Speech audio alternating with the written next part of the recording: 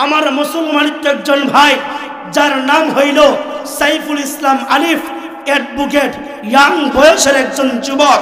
সে ছিল মুসলমান, ইসকন বাহিনীর একজন সদস্য। সে চন্দ্রপাল নামে একজন ইসকনের সদস্য। ওই মুসলমান সাইফুল ইসলাম আলিফকে তার গলার মধ্যে ছুরি দিয়া জবাই করে ফেলেছে। তুমি হিন্দুত্ববাদী এরকম ভাবে প্রকাশ করিও না। তোমার ইসকনের ওই সংগঠন যদি তুমি গৌর গোবিন্দর মতন তুমি দাঁড়াইতে চাও, তাহলে আমরা তো এমন এক জাতি, আমরা এমন এক মুসলমান, তোমরা গৌর গোবিন্দর আদর্শ নিয়ে দাঁড়াইবা, আমরা শাহজালালের আদর্শ নিয়ে দাঁড়াবো। কথা বলেন ঠিক কিনা?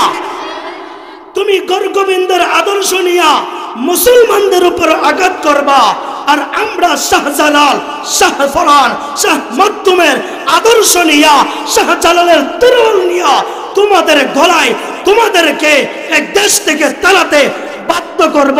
কথা বলেন ঠিক কিনা? আপনারা সকলেই জানেন 16 বছর রাজত্ব করার পর আমাদের ওই ফ্যাসিস্ট সরকার 16টা বছর রাজত্ব করেছে। মুসলমানিত্ব নাম ব্যবহার করে, ইমানত্ব নাম ব্যবহার করে, কালিমার নাম বিক্রি করে করে আজ এরকম ভাবে এক অপূর্ত অবস্থায় দাঁড় হয়েছে। 16 বছরের রাজত্ব 45 মিনিটের মাথায় দেশ থেকে পালাতে বাধ্য হয়েছে। কথা বলেন ঠিক কিনা? 16 বছর তুমি কি করেছো? 16 বছর তুমি আলেমদের গলার ভিতরে তুমি জিনজিল পড়াইছো। তুমি 16 বছর কি করাইছো আলেমদেরকে? তুমি আলেমরা তারা নিজ ঘরে কিংবা ঘরের কর্নারে কিংবা মসজিদে কিংবা মাদ্রাসায় জায়নামাজের উপরে তাহাজ্জুদের সময় তাদের চোখের পানি পড়ার কথা, মসজিদে পড়ার কথা, কিন্তু তুমি ফ্যাসিস্ট সরকার, ও নাস্তিক সরকার, ও বেঈমান সরকার, তুমি এরকম অবস্থা করেছো। আমাদের ওই আলেম উলামাদেরকে নিয়া, আমাদের ওই বড় বড় বুজুর্গদেরকে নিয়া তাহাজ্জুদের নামাজ, রাত্রের নামাজ, রাত্রের কন্যান, রাত্রের চোখের পানি, ওই চার দেওয়ালের ভিতরে তুমি তাদেরকে আটক করেছো। কিরকম ভাবে করেছো? আল্লামা সাইদির কথা চিন্তা করে দেখেন না। আল্লামা সাইদিকে একটা কথা বলেছিল, তুমি কি অপরাধ করতেছো, তুমি কিভাবে চলাফেরা করতেছো, একটা সময় আসবে তুমি ইঁদুরের রাস্তা, ইঁদুরের গর্ত তোকে তুমি পাইবা না। কিন্তু দেখা যায় আল্লামা সাইদির কথা ওই যে 11 বছর পূর্বে বলেছিলেন, আমার আল্লাহ 11 বছর পর ওই ফ্যাসিস্ট সরকার, ওই নাস্তিক সরকার, ওই দুঃখবাজ সরকারকে 45 মিনিটের মধ্যে বাংলাদেশ থেকে পালাতে বাধ্য হয়েছে। কথা বলেন ঠিক কিনা? তুমি আল্লামা সাইদিকে কি করেছো? অসুস্থতার বাহানা দিয়ে তুমি ওই হসপিটালের ভিতরে কোরআনের পাখি আল্লামা সাইদিকে তুমি হত্যা করেছো। কথা বলেন ঠিক কিনা? আল্লামা আহমদ শফি রাহমাতুল্লাহি আলাইহি কে তুমি অসুস্থতার নাম দিয়ে মেডিকেলে গলা টিপে হত্যা করেছো। আল্লামা বাবনীগুরিকে তুমি হত্যা করেছো। তুমি মানুষের কাছে প্রচার করেছো অসুস্থতার কারণে, বার্ধক্যতার কারণে, জেলের ভিতরে আটক থাকার কারণে, তারা শেষ বয়স, তারা অপনীত হওয়ার কারণে তারা মৃত্যুবরণ করেছে। কিন্তু আল্লাহ বলেন দুনিয়ার মানুষ, তুমি কি বুঝো, তুমি কি জানো? আমি রব তো বলে দিলাম, ইন্না বাতশা রাব্বিকা লাশাদীদ। আমি রব যাকে ধরবো এমন ভাবে জোর ধরবো। তুমি 16 বছরে তুমি তোমার বাবার মূর্তি যেই দেশের ভিতরে আল্লাহু আকবারের ধ্বনি দিয়ে সূর্য উদিত হয়, যেই দেশের ভিতরে আল্লাহু আকবারে সূর্য অস্ত যায়, যেই দেশের ভিতরে রাজধানীটাকে বলা হয়, ঢাকার রাজধানীকে বলা হয় মসজিদের রাজধানী, যেই দেশের ভিতরে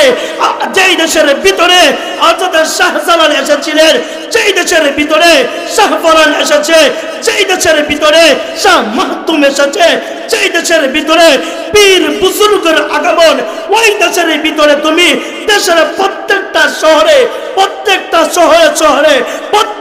শহরের ভিতরে, প্রত্যেকটা গলি গলি তোমার ওই শেখ মুজিবুরের মূর্তি ভাস্কর্য তুমি দাঁড় করে দিয়েছো, কথা বলেন ঠিক কিনা?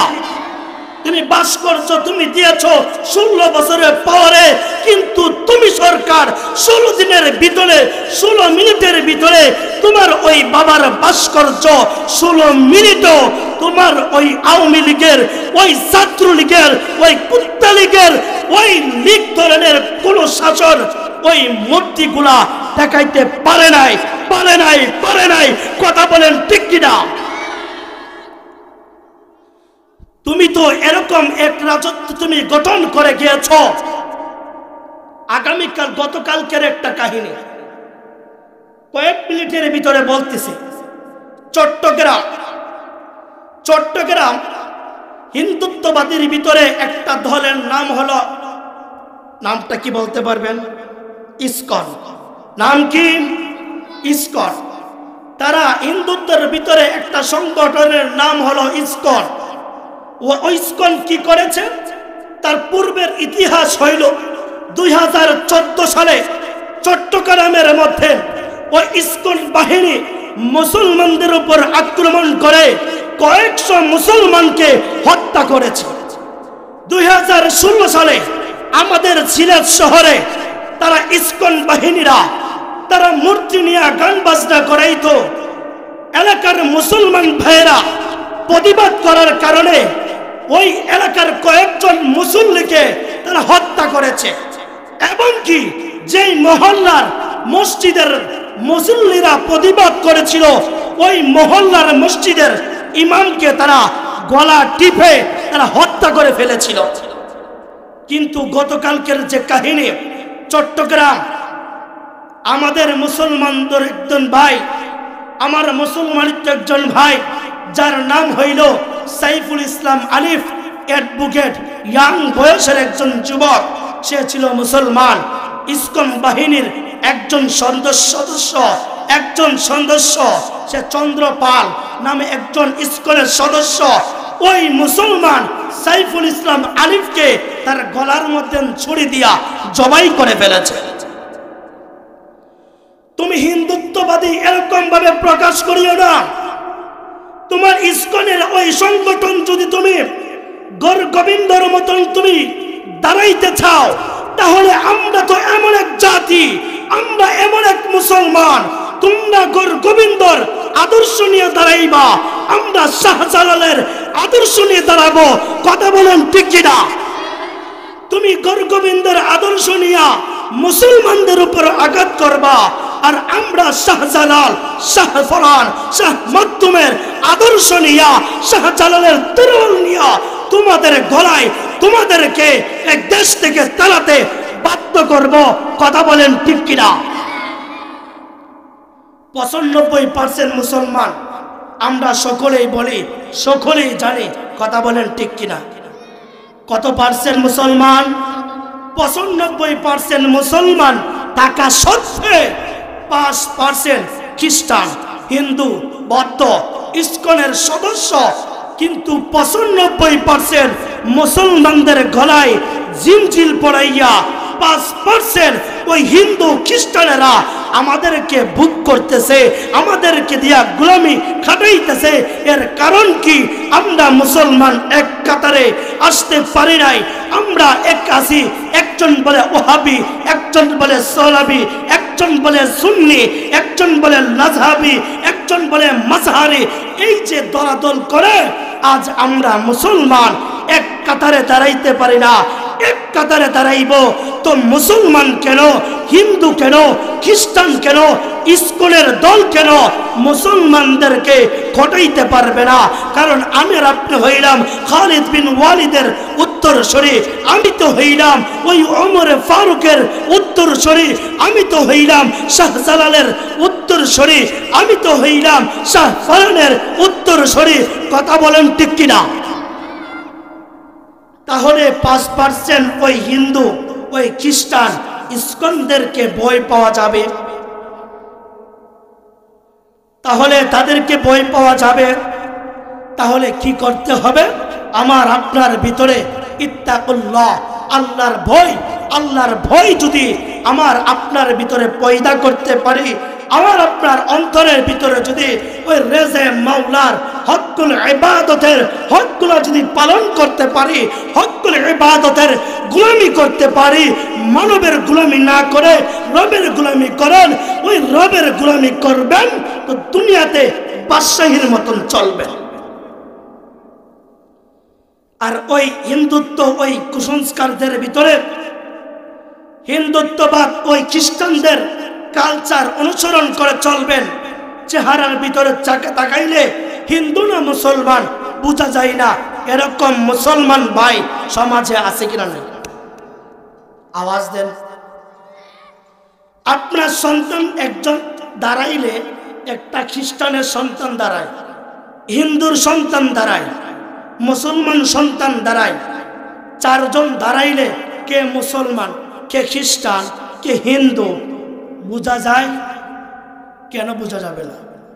আমার আপনার নবী, হাবিবে নবী রাহমাতাল লিল আলামিনের উত্তম চরিত্র আদর্শ যদি আমি আর আপনি ফলো করতে পারি, আদর্শ করে যদি আমি মডেল করতে পারি, আল্লাহর রাসূলের আদর্শকে যদি কপি করতে পারি, তাহলে তাহলে তাহলে হিন্দু থেকে আমাকে পরিবর্তন হতে হবে, খ্রিস্টান থেকে আমাকে আপনাকে পরিবর্তন হতে হবে, আমাকে আপনাকে ইসকন থেকে আমাকে মুসলমানের সন্তান, আল্লাহর নবীর উম্মত আমাকে আপনাকে সকলকে খ্রিস্টান থেকে হিন্দু থেকে ইসকনের সদস্যদেরকে আমাকে নিজেকে পরিবর্তন করতে হবে ইনশাআল্লাহ। আল্লাহ তাআলা আমাকে আপনাকে সকলকে এই দ্বীনের জন্য হক্কুল ইবাদতের উপর সঠিক পথে থাকার তৌফিক দান করুক। সকলে বলেন আমিন।